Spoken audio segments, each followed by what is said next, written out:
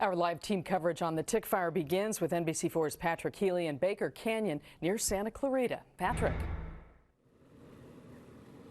Carolyn, the burned house behind us, and in fact, much of the burn zone of the tick fire is within the area where SoCal Edison had shut off the electricity as a precaution, which is raising questions about that strategy's effectiveness.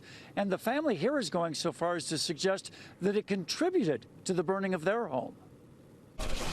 What the LAMON family feared has come to pass, and after the tick fire gutted their home, they can only wonder if it would have turned out differently had SoCal Edison not cut off electricity to this rural area where it takes electricity to pump well water. They didn't understand what we're trying to say, that without power, we don't have water. Amy was at work, David at home with their youngest. Flames were coming up over the hill. I could feel the heat, smoke, and I had the embers all over me, and I told my son we have to go right now. Their neighbor told us he saw when the LAMON house first started burning and tried to put it out. We had a little trickle out of his faucet. Brocker thinks with water he could have doused it.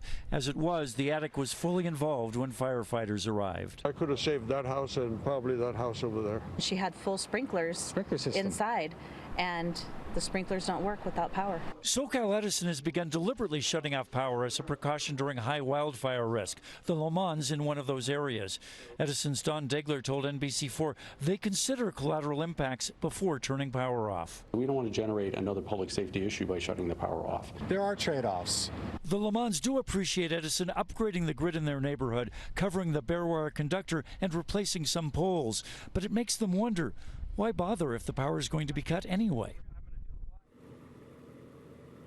Edison says over time its upgrades will reduce the need for these precautionary outages.